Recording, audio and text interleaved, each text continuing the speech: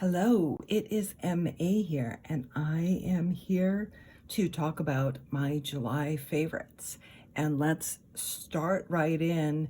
Last week I was able to go to the Wisdom of the Tarot week at Omega in Rhinebeck, New York. This class has been, I think many of you will have heard of it or have been. It's usually taught by Mary Kay Greer and Rachel Pollack. It was, I think, maybe the 32nd year running that it's been held. As hopefully people are aware, Rachel Pollack is dealing with a serious illness right now and was not able to attend. So some additional instructors came on. T. Susan Chang, who has written many books on tarot. I think one of the biggest ones is the Tarot Correspondences. Jenna Matlin, who has a book coming out from Llewellyn soon. And Carolyn Cushing, who's another tarot teacher that's been, engaged with Rachel for years. And we had a special guest, Terry Ayacuzo, who was a well-known psychic who also reads tarot. So, I'm happy if anyone has ever thought of going and has questions and wants to pop them in the comments. I'm happy to answer anything. I can tell you the questions I had before I went. So the sessions are usually split. There's something called, I think, Masters of Tarot, which is a 3-day weekend meeting. It's more of panels. And I was not able to go to that segment of it. But the second half of it is the Wisdom of the Tarot, which, is described as the experiential week of tarot learning. What I wondered about that was like, well, what is the experience? How much engagement is there? How many people will there be? What level is it for? And I will tell you, there were people there who, had been multiple times before, and or professional readers, deck creators, as well as people who, when we met for the first time Monday morning, were taking the cellophane off their first deck that they had just bought in the campus bookstore. And I will say everyone's insights at all levels was just astonishing and beautiful. It is definitely for everyone at any level. I think if you ever look at the course description, it's a Monday through Friday. There are 2 3-hour sessions on Monday, Tuesday, and Thursday, and a morning 3-hour session on Wednesday and Friday. However, for people that stay on the campus, you are also eating 3 meals a day together. And even though the Wednesday afternoon is technically a free time, there was just a separate, like, off the books session where a bunch of us were together, and the psychic and tarot reader Terry Ayacuzo was doing sample readings for us because she has a different approach than some of the other instructors. And every night there's a small cafe on the campus as well.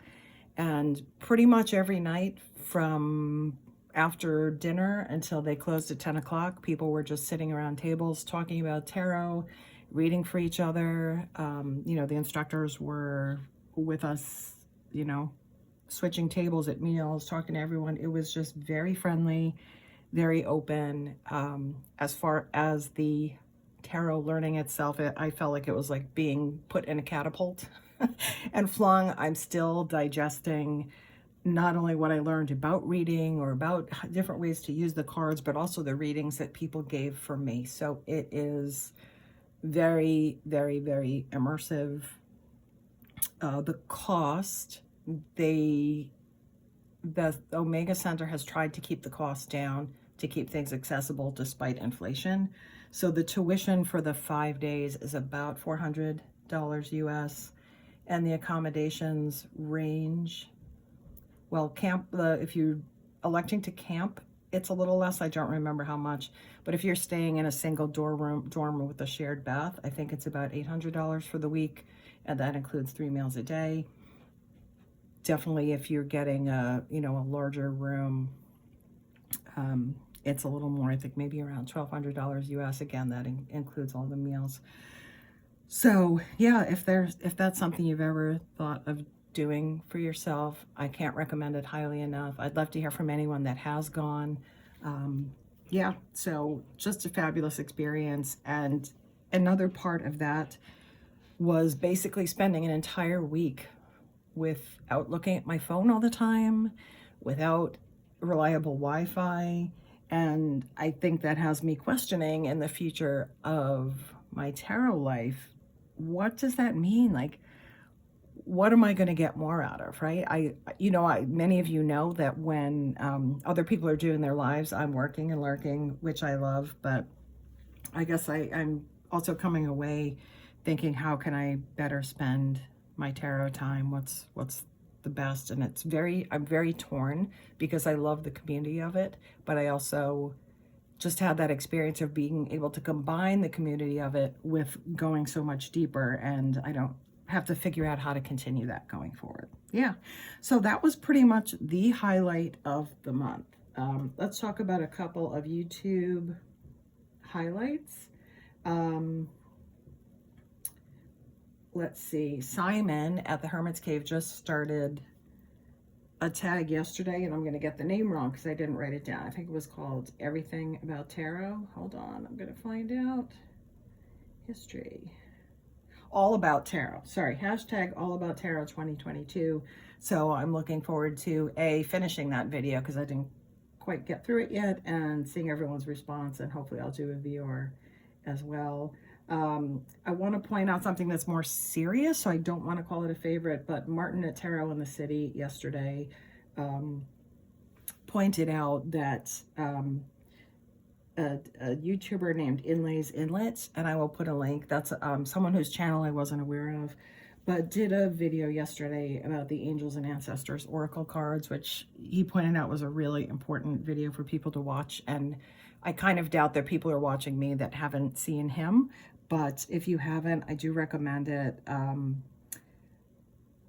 It's a kind of a deep video. This person, has a personal connection to some of the imagery used in that deck that was not credited to their culture, and kind of fed into a history of cultural erasure and persecution.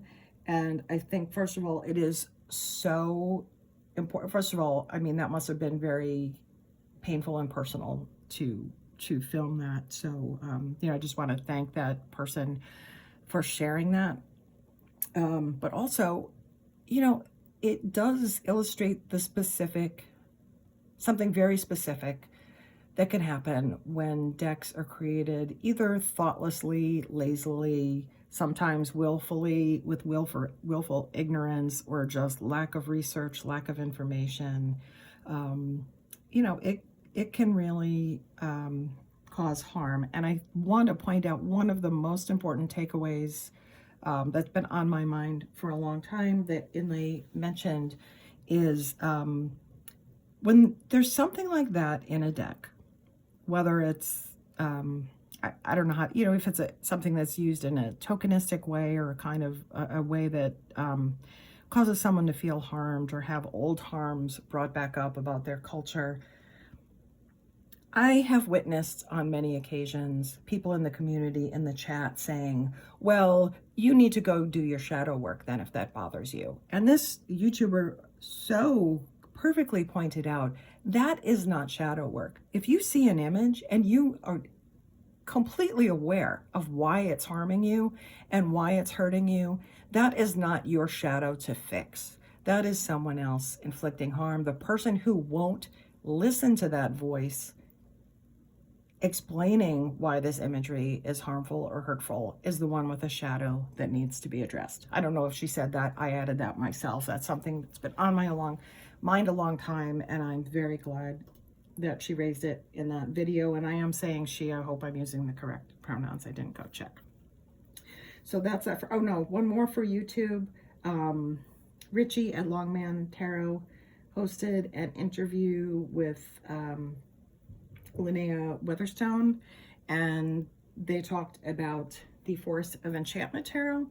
And I guess let me just have that bring us into decks, right? So, as a result partly of that video, and partly because someone had the deck with them at the conference I was at and I was able to touch it. I did just pick up the Forest of Enchantment Tarot. You know, this goes back to one of my old videos. My aspirational self has decks that it thought it wanted to feed its perception of myself, right? My aspirational self. There were also decks that I aspired not to like for some shadowy reason, right? Like, oh, it's not cool enough or it's not dark enough. My initial intake of tarot decks tended toward the darkness. And I've had to shut off my own BS and say, you know, sometimes you're just attracted to something for reasons you can't explain, because it's beautiful, because it pulls at some soft part of you that, you know, you try to keep hidden. And again, I say you, I mean me. I'm only talking about myself. And yeah, this is definitely one of them. I'm like, why didn't I get this sooner? It's a delight. It's lovely. You know, I don't love every card in the deck. There are a couple I don't, but you know, again, having to cut through my own nonsense. Oh, can I have a mini rant again? I'm gonna have one more mini rant. Sometimes when people talk about this kind of experience with the deck, they'll say, it's not my aesthetic.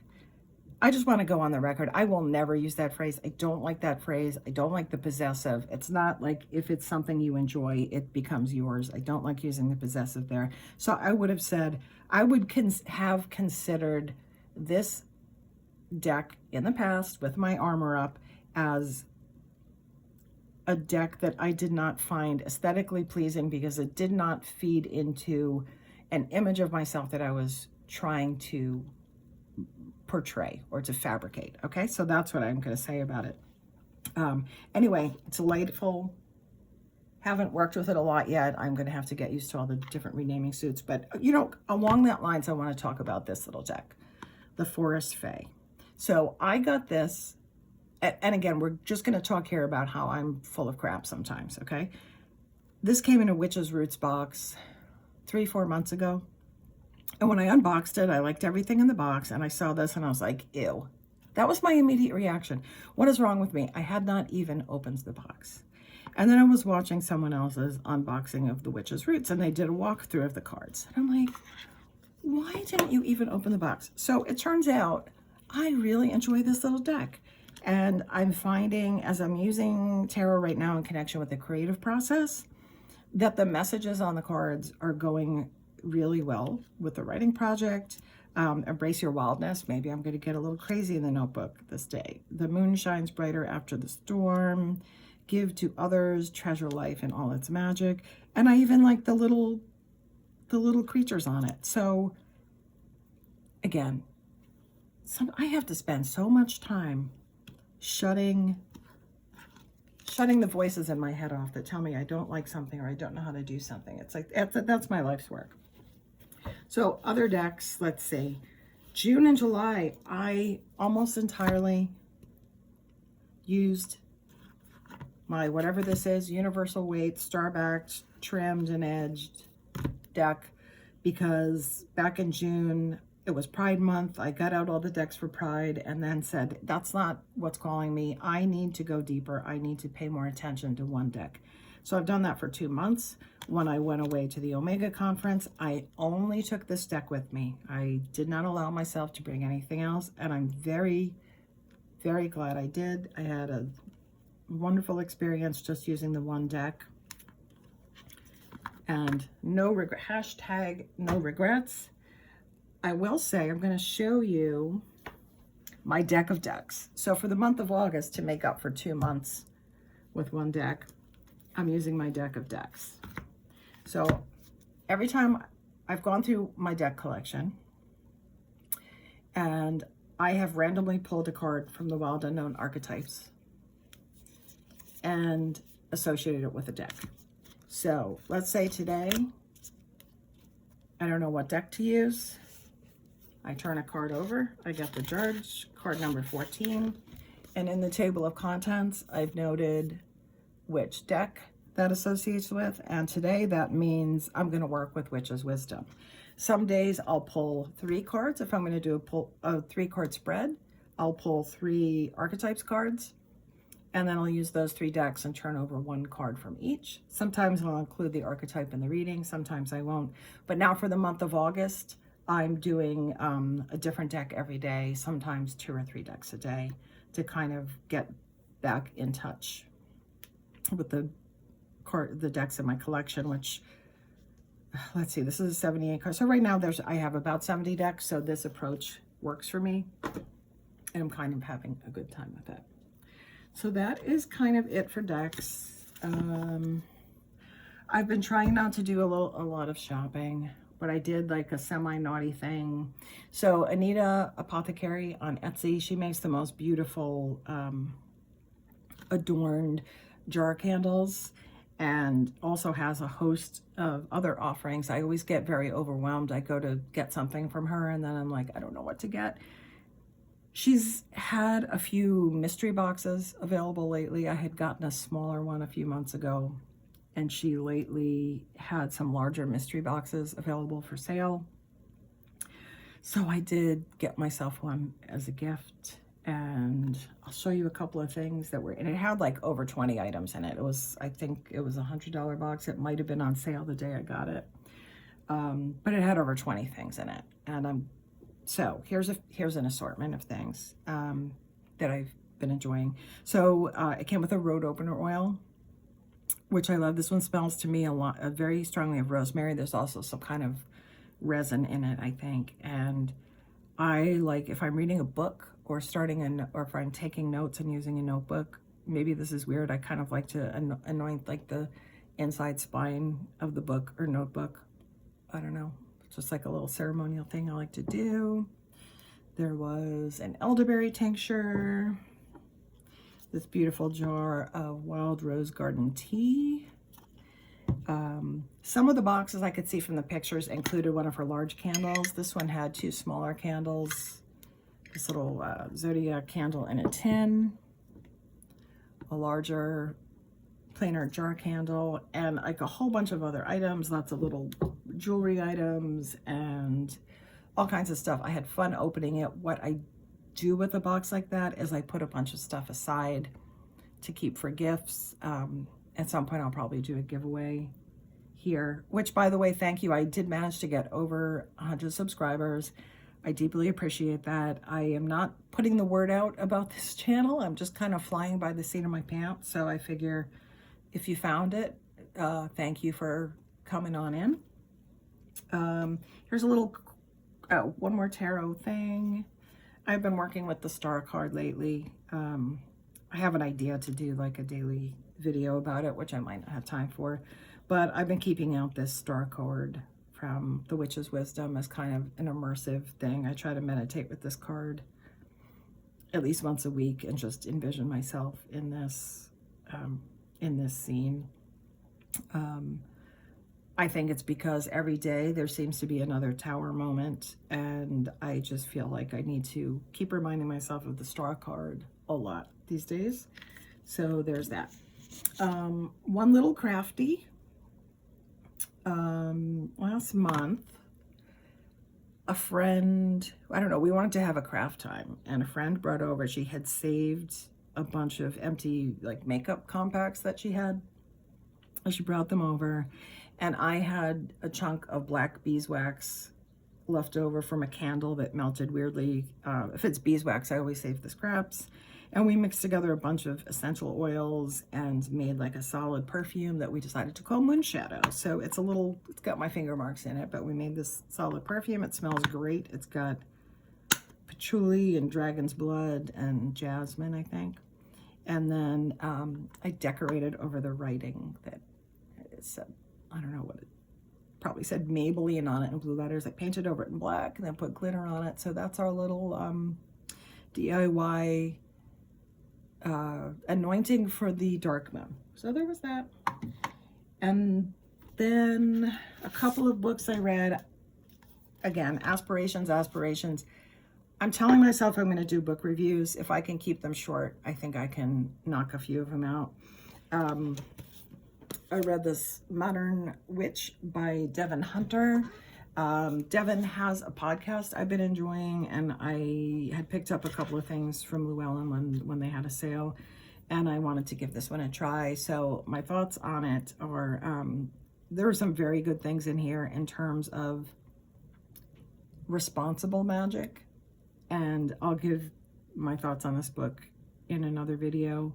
But for example, when it's talking about, there's a very organized chapter on healing magic, the preface is, first go to the doctor, get some medicine, and then add all this stuff on top of it, right? And it was very similar in the love magic chapter. If you're going to do love magic, first work on yourself, right? Get yourself in a space to give and receive love and be loving of yourself. So I thought that aspect of this book was very refreshing because it was so clear on those points. Okay, last thing, I accidentally started making a deck, and since I'm very disorganized about things, I did decide to pick up the Oracle Creator book by Stephen Bright. So yeah, more on that. We'll see if it helps me organize my process so that I actually get this thing done. And that's it. That's a lot of blah, blah, blah from me about the month of July, which ended almost a whole week ago. So I hope you had a great month. Also, thank you for watching if you did, and I will catch you later.